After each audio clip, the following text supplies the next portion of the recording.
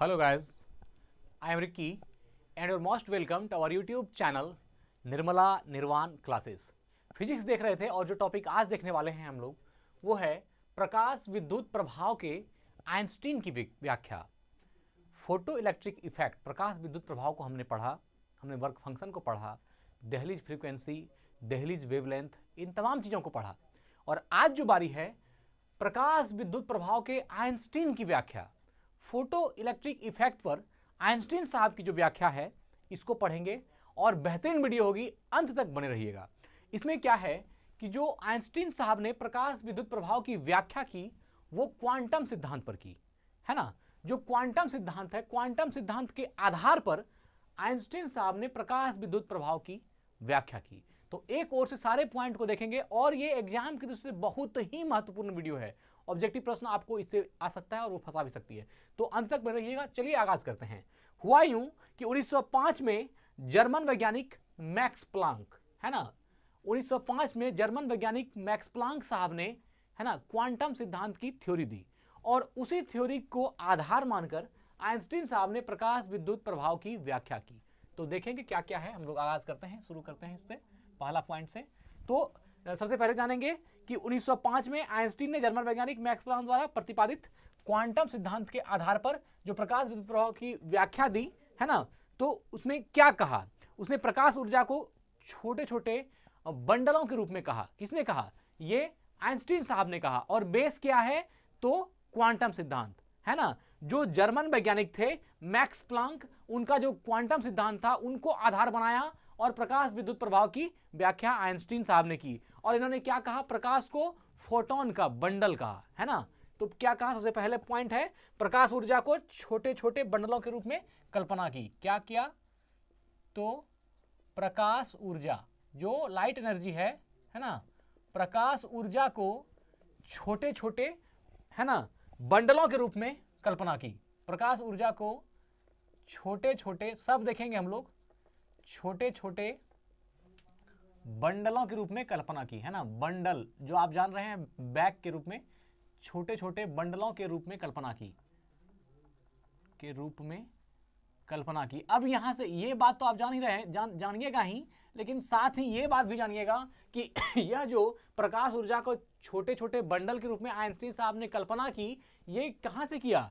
तो ये जो प्लांक साहब का क्वांटम सिद्धांत है उसके आधार पर, है ना। तो प्रकाश ऊर्जा को छोटे छोटे बंडलों के रूप में कल्पना की जो प्रकाश के वेग से चलते हैं, है ना। कल्पना की जो प्रकाश की वेग से चलते हैं, जो प्रकाश के वेग से चलते हैं। धीरे धीरे सारा चीज निकलते जाएगा, इसमें जो जो कहा है उन्होंने सबको हम लाएंगे। तो प्रकाश ऊर्जा को छोटे छोटे बंडलों के रूप में कल्पना की और क्या कहा कि प्रकाश के वेग से चलते हैं। ये फोटोन जो होते हैं ये प्रकाश की वेग से चलते हैं। ये जो ऊर्जा का छोटा छोटा बंडल है ना, पैकेट ऑफ एनर्जी है, ये प्रकाश के वेग से चलते हैं। और ये आइंस्टीन साहब कह रहे हैं प्लांक के सिद्धांत, जो क्वांटम सिद्धांत है उसके आधार पर प्रकाश विद्युत प्रभाव की व्याख्या वो अपने से इसका व्याख्या दे रहे हैं। ठीक है। इन बंडलों को क्वांटा या फोटोन कहते हैं। इन बंडलों को क्या कहते हैं?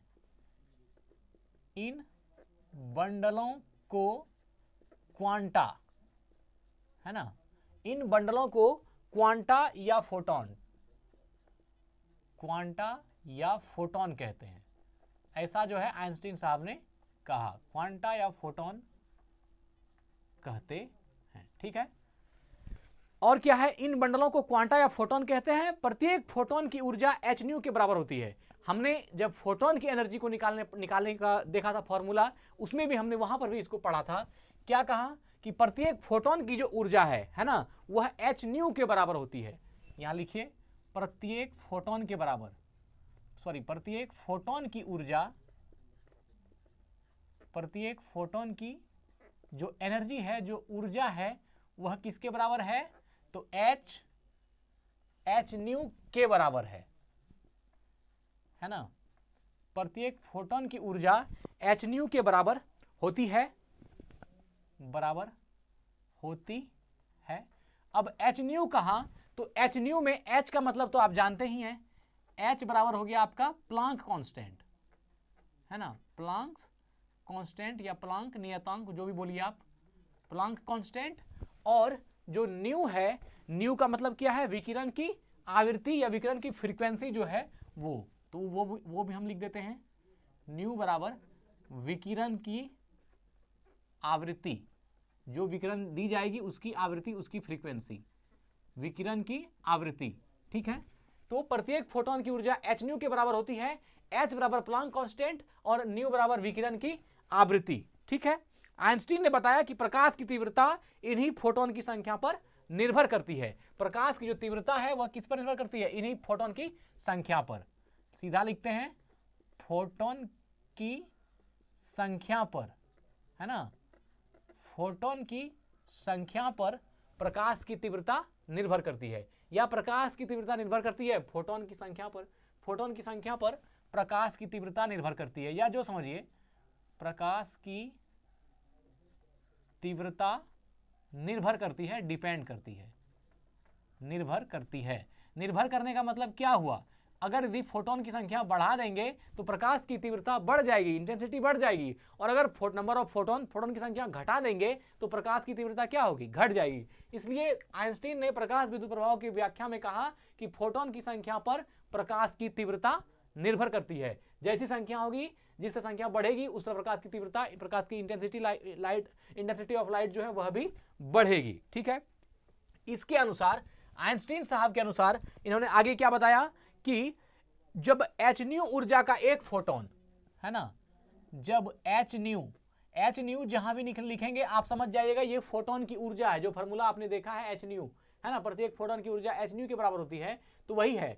जब एच न्यू ऊर्जा का एक फोटोन, जब एच न्यू ऊर्जा का एक फोटोन, है ना, जब एच न्यू ऊर्जा का एक फोटोन किसी धातु के तल पर आपतित होता है, किसी धातु के तल पर आपतित होता है,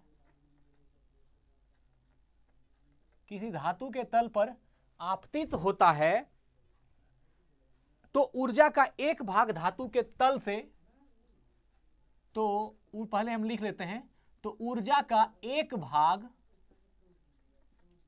धातु के तल से, तो ऊर्जा का एक भाग धातु के तल से इलेक्ट्रॉन निकालने या इलेक्ट्रॉन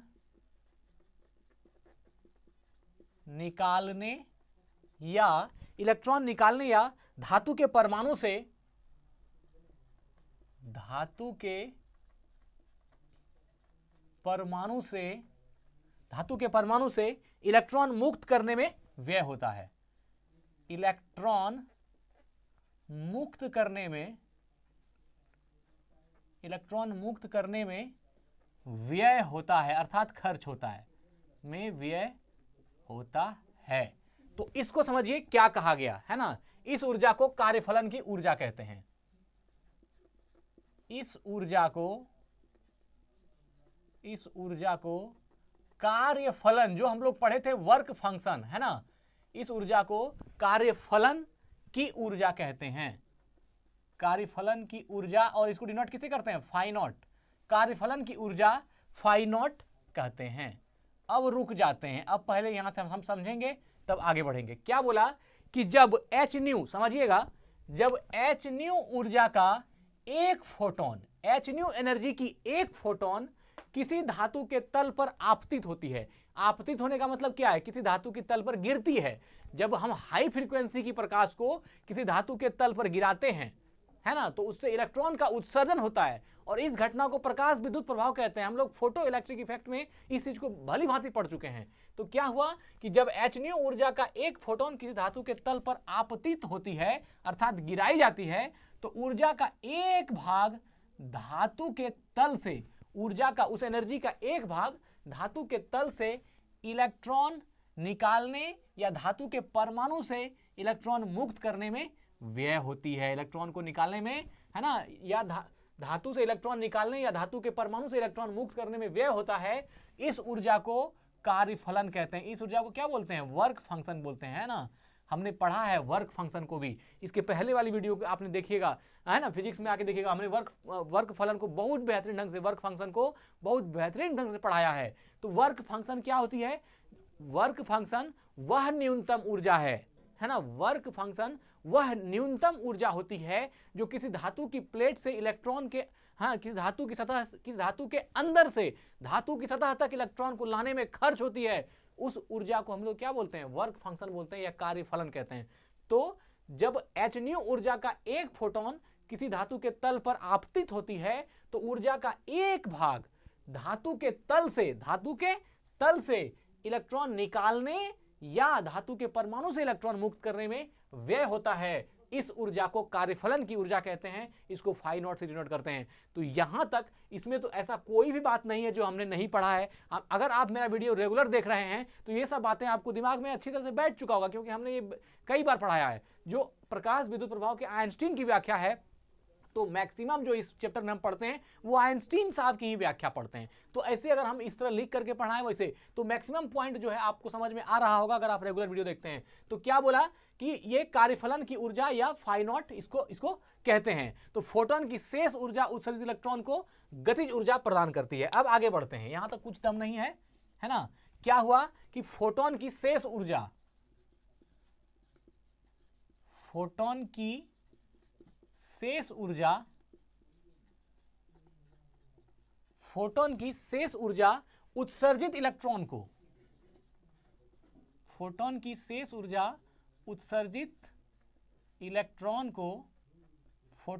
ऊर्जा उत्सर्जित इलेक्ट्रॉन को गतिज ऊर्जा प्रदान करती है। इलेक्ट्रॉन को गतिज ऊर्जा, है ना, प्रदान करती है, गतिज ऊर्जा प्रदान करती है। अब क्या बोला कि जो फोटोन की जो शेष ऊर्जा होती है वह उत्सर्जित इलेक्ट्रॉन को गतिज ऊर्जा प्रदान करती है। वर्क फंक्शन वाली जो एनर्जी है वह क्या करती है? किसी भी इलेक्ट्रॉन को उसके अंदर से, धातु के अंदर से उस इलेक्ट्रॉन को धातु के सतह तक लाने में खर्च होती है ना, वो वर्क फंक्शन में। और बाकी जो एनर्जी बच जाती है उस फोटोन की, वह क्या करता है? फोटोन की शेष ऊर्जा उत्सर्जित इलेक्ट्रॉन को, जो इलेक्ट्रॉन धातु के अंदर से धातु की सतह तक आ चुकी है, उस इलेक्ट्रॉन को गतिज ऊर्जा प्रदान करती है। वह क्या करती है? बाकी जो शेष ऊर्जा बचता है उस फोटोन में, वह क्या करती है? इलेक्ट्रॉन को गतिज ऊर्जा प्रदान करती है, काइनेटिक एनर्जी दे देती है। किसको? इलेक्ट्रॉन को। और वो इलेक्ट्रॉन क्या होता है? बाहर निकल जाती है। तो फोटोन की शेष ऊर्जा उत्सर्जित इलेक्ट्रॉन को गतिज ऊर्जा प्रदान करती है। यदि उत्सर्जित इलेक्ट्रॉन का द्रव्यमान, अभी देखिए एक फार्मूला आएगा जो हम पढ़ाए हैं आप लोग को, है ना। यदि उत्सर्जित इलेक्ट्रॉन का द्रव्यमान,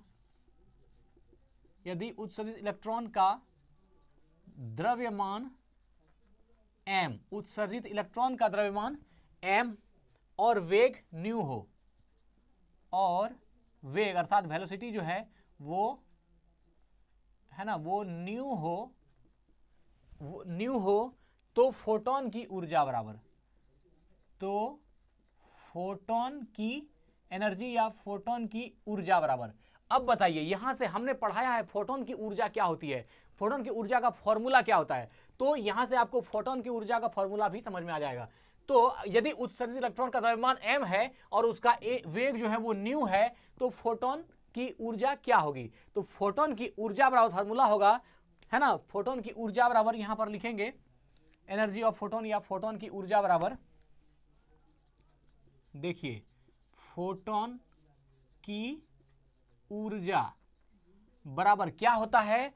तो उत्सर्जित इलेक्ट्रॉन की गतिज ऊर्जा प्लस कार्य, जो आपका यहां जो कार्यफलन की ऊर्जा। तो जब भी इलेक्ट्रॉन को, समझिएगा बात को, इलेक्ट्रॉन को धातु के अंदर से निकाल के सतह पर लाएगा एक काम, और सतह से फिर उसको गतिज ऊर्जा देके बाहर निकाल देगा, ये दो काम करना पड़ता है।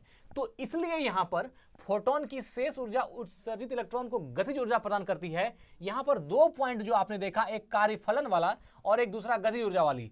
तो यदि उत्सर्जित इलेक्ट्रॉन का द्रव्यमान m है और उसका वेग न्यू है, तो फोटोन की ऊर्जा क्या होगी? फोटोन की ऊर्जा बराबर हो जाएगा उत्सर्जित इलेक्ट्रॉन की गतिज ऊर्जा।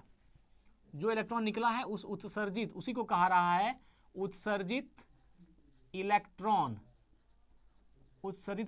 की गतिज ऊर्जा, है ना, काइनेटिक एनर्जी, उत्सर्जित इलेक्ट्रॉन की गतिज ऊर्जा अब प्लस साथ ही साथ क्या होगा, कार्य फलन की ऊर्जा, है ना। तो यहां लिखेंगे कार्य फलन की ऊर्जा, कार्य फलन की ऊर्जा, ये दोनों ही ऊर्जा मिल जाएगा।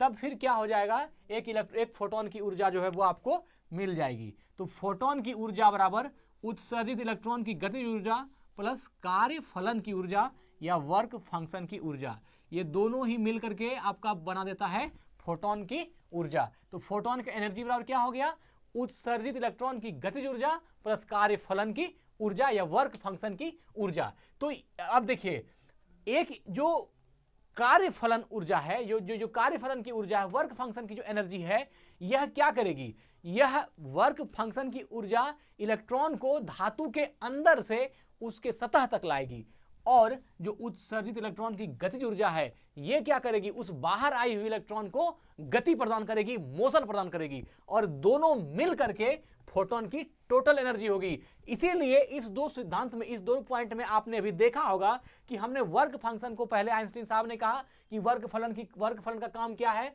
तो जब h न्यू ऊर्जा एक फोटोन किसी धातु के तल पर आपतित होती है तो ऊर्जा का एक भाग धातु के तल से इलेक्ट्रॉन निकालने या धातु के परमाणु से इलेक्ट्रॉन मुक्त करने में व्यय होता है। तो कार्यफलन की जितनी एनर्जी है ना, कार्यफलन की जो ऊर्जा होती है, यह परमाणु से इलेक्ट्रॉन को मुक्त करने में व्यय होता है, मतलब परमाणु से छोड़ा करके उसको बाहर मुक्त करने में इतना एनर्जी खत्म होती है जो कार्यफलन की ऊर्जा है। और बाकी जो फोटोन के अंदर और बाकी एनर्जी जो शेष बचा, वो बाकी एनर्जी क्या करती है, उस उत्सर्जित इलेक्ट्रॉन को गतिज ऊर्जा प्रदान करती है। तो अगर यदि आप फोटोन की टोटल एनर्जी को तोड़ेंगे तो वह दो पार्ट में टूट गया। एक फोटोन की एनर्जी हो गई जो कार्यफलन में, वर्क फंक्शन में खर्च हुई, और जो रेस्ट एनर्जी इसका बचा वो इलेक्ट्रॉन के इमिशन में खर्च हुआ, अर्थात इलेक्ट्रॉन के उत्सर्जन में खर्च हुआ, इलेक्ट्रॉन के उत्सर्जित इलेक्ट्रॉन की गतिज ऊर्जा में खर्च हुआ, है ना। उत्सर्जित इलेक्ट्रॉन की जो काइनेटिक एनर्जी थी उसमें खत्म हुई। तो अगर हम कार्यफलन की ऊर्जा और उत्सर्जित इलेक्ट्रॉन की ऊर्जा, दोनों ही एनर्जी को हम अगर ऐड कर देंगे तो फोटोन की टोटल एनर्जी हमको मिल जाएगी। इसलिए आइंस्टीन साहब ने इस सिद्धांत को ऐसा लिखा। अब हम समझेंगे कि फोटोन की ऊर्जा, जो उत्सर्जित इलेक्ट्रॉन की गतिज ऊर्जा है, इसका फॉर्मूला हमने बताया था आपको, तो अब इसको उस पर एडजस्ट करते हैं, है ना। उत्सर्जित इलेक्ट्रॉन की गतिज ऊर्जा बराबर क्या होती है, तो यहां फोटोन की ऊर्जा को हम h, है ना, h न्यू नॉट से डिनोट करते हैं।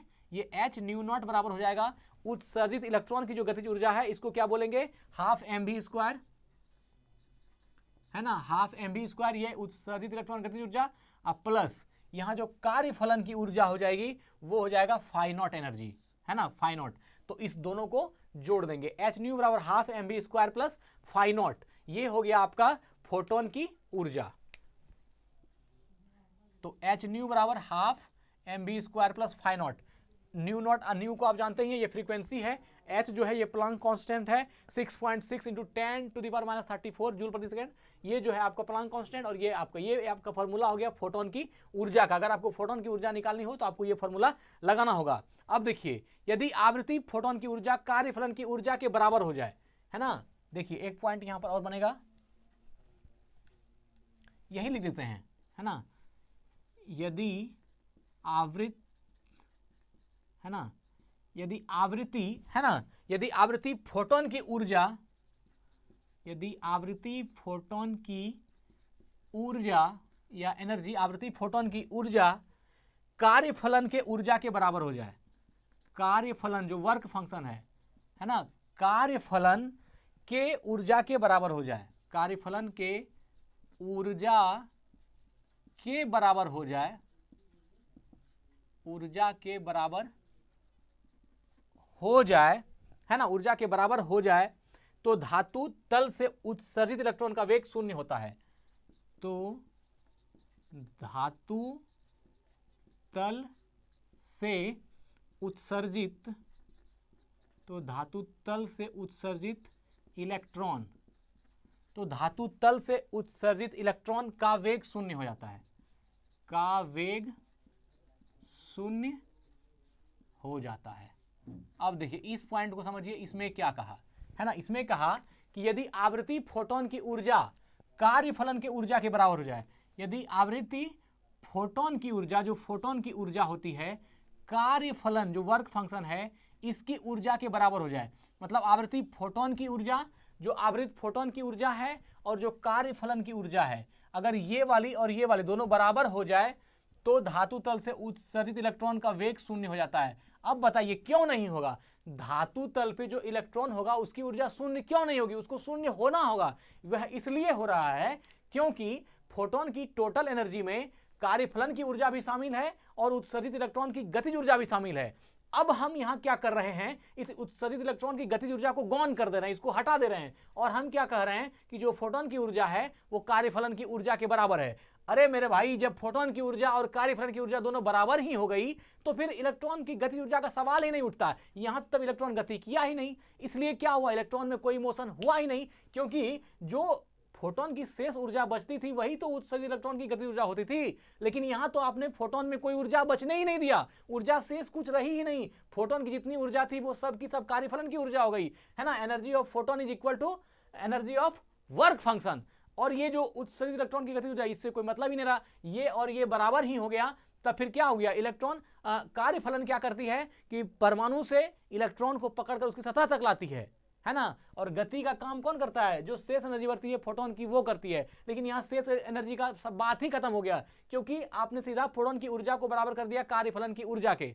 तो फिर इलेक्ट्रॉन क्या हो गया, सिर्फ परमाणु से निकला और उसकी सतह पर आकर के बैठ गया, उसमें कोई गति नहीं, कोई हलचल नहीं, वो गति करेगा ही नहीं, क्योंकि जो फोटोन की ऊर्जा है इसमें कुछ एनर्जी बचा ही नहीं है, वो तो सीधा बराबर हो गया कार्यफलन की ऊर्जा के। इसलिए कहा कि यदि आवृत फोटोन की ऊर्जा कार्यफलन की ऊर्जा के बराबर हो जाए तो धातु तल से उत्सर्जित इलेक्ट्रॉन का वेग शून्य हो जाता है। तो धातु तल से जो इलेक्ट्रॉन उत्सर्जित होगी उसका वेग शून्य हो जाएगा, उसमें कोई हलचल होगी नहीं, क्योंकि फोटोन के पास एनर्जी शेष बचा ही नहीं।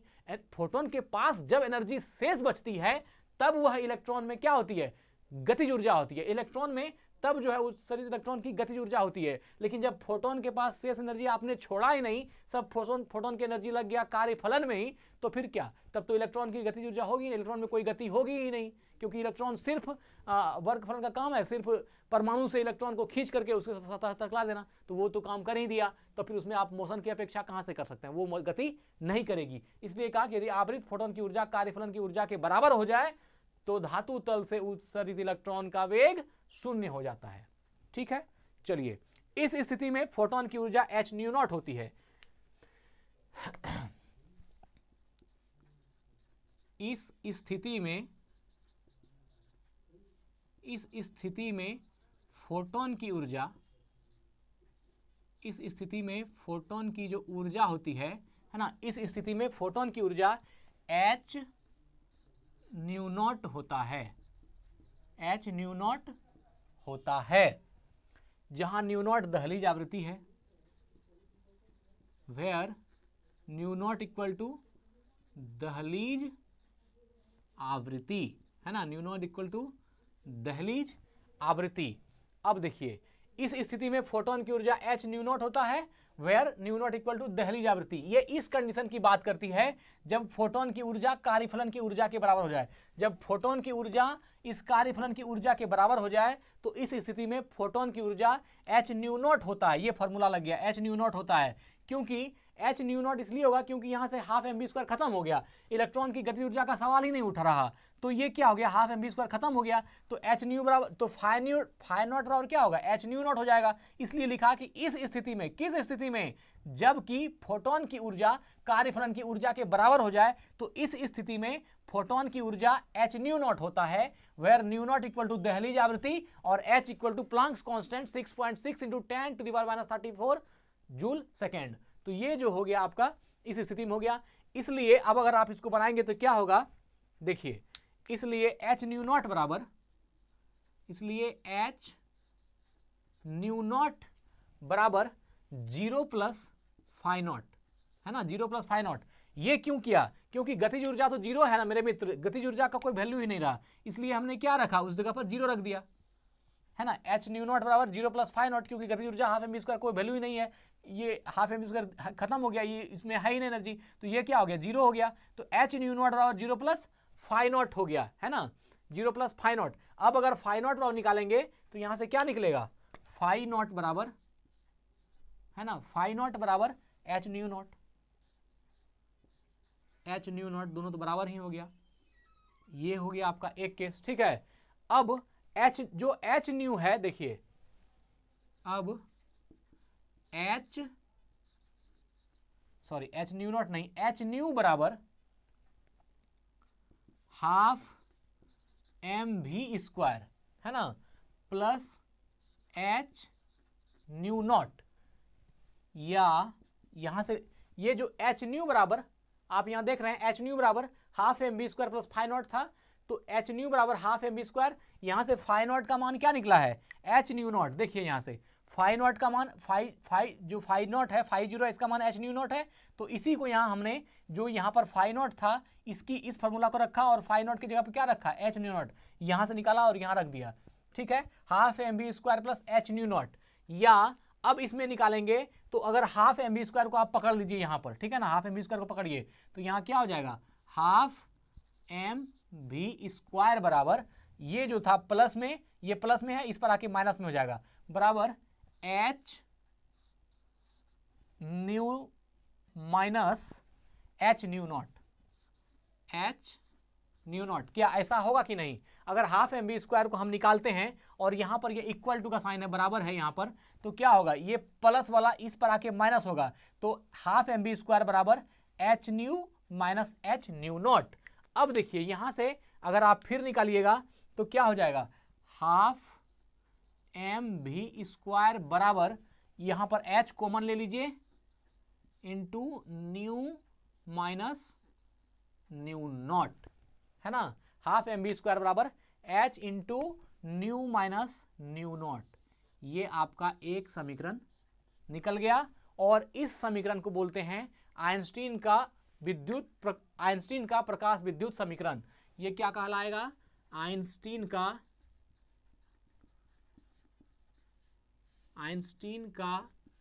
प्रकाश विद्युत समीकरण, है ना, प्रकाश विद्युत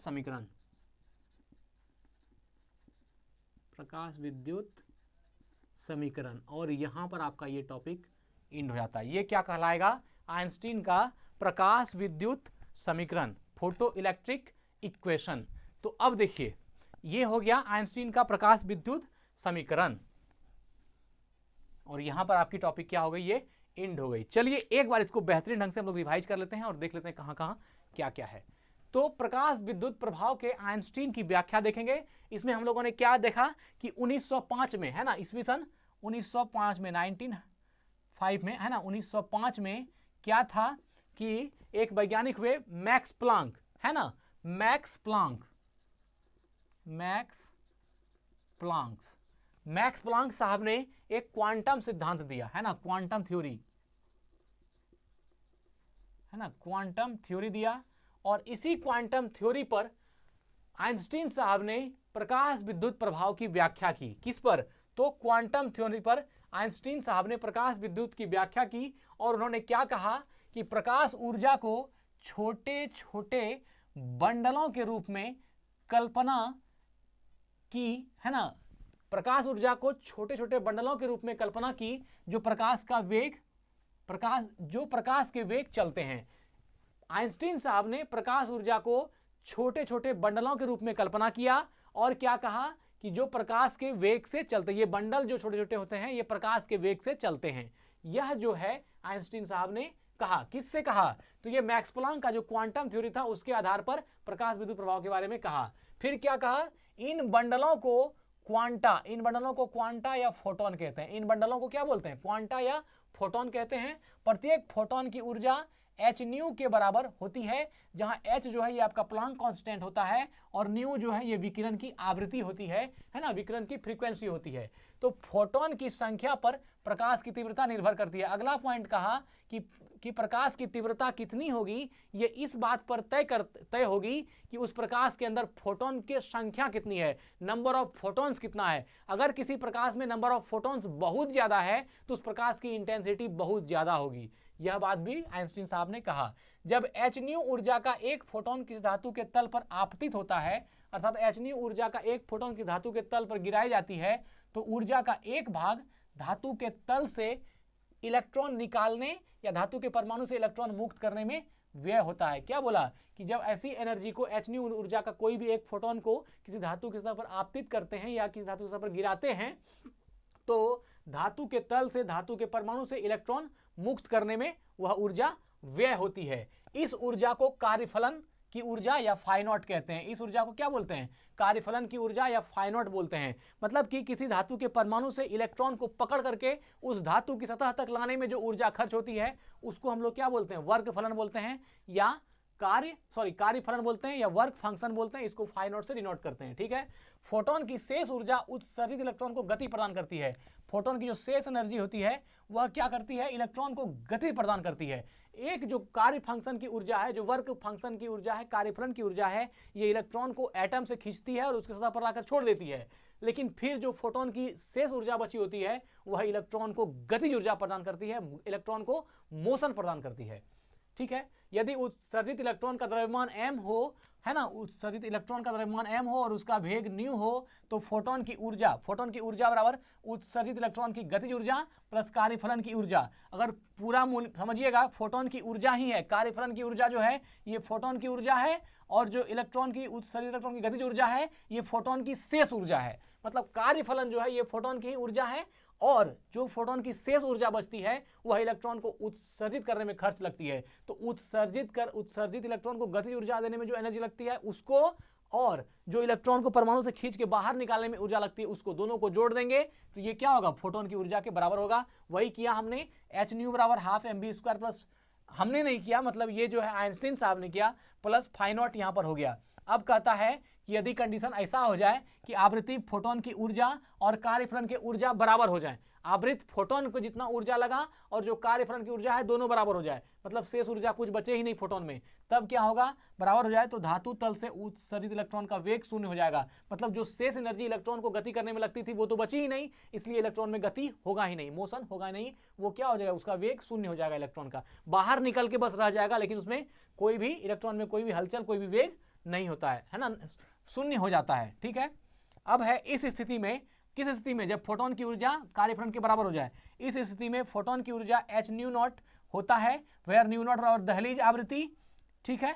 इसलिए h न्यू नॉट बराबर क्या होगा? 0 प्लस फाई नॉट हो जाएगा, क्योंकि गतिज ऊर्जा क्या हो जाएगी? यहाँ 0 हो जाएगी तो 0 ले लिया, प्लस फाई नॉट। अब फाई नॉट की वैल्यू क्या निकल गई? h new not. अब इस कंडीशन में फाई की वैल्यू h न्यू नॉट निकल गई, तो यहाँ पर h न्यू बराबर half mv² plus h new not, ये जो फार्मूला है ये यहाँ पर लग गया। ये वाला जो h न्यू बराबर half mv² plus new not था, फाई नॉट था, तो फाई नॉट की वैल्यू जो h न्यू नॉट निकला, इस फाई नॉट की जगह पर इसको रख दिया हमने, h न्यू बराबर half mv² plus h new naught. या अगर हाफ एम गतिज ऊर्जा निकाल रहे हैं तो हाफ mv² बराबर क्या होगा?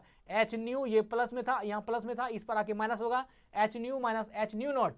यहाँ पर हाफ mv² और h को कॉमन ले लिया, न्यू माइनस न्यू नॉट, तो ये निकल गया हाफ mv² बराबर, ये वाला याद रखिएगा कि हाफ mv² बराबर h into new minus new not, है ना, हाफ mv² और h into new minus new not. ये क्या है? आइंस्टीन का प्रकाश विद्युत समीकरण है। ये आइंस्टीन साहब का प्रकाश विद्युत समीकरण, फोटो इलेक्ट्रिक इक्वेशन है। किसका? आइंस्टीन साहब का। तो इसको भी याद रखिएगा, हाफ mv² और h into new minus new not. h Planck constant है और न्यू नॉट क्या है? फ्रीक्वेंसी है। तो मित्र, आज हमने देखा प्रकाश विद्युत प्रभाव के आइंस्टीन साहब की व्याख्या क्या थी, उसको हमने आपके सामने रखा। तो आज वीडियो को यहीं एंड करते हैं। स्वस्थ रहें, अपना ख्याल रखें। जय हिंद, जय भारत।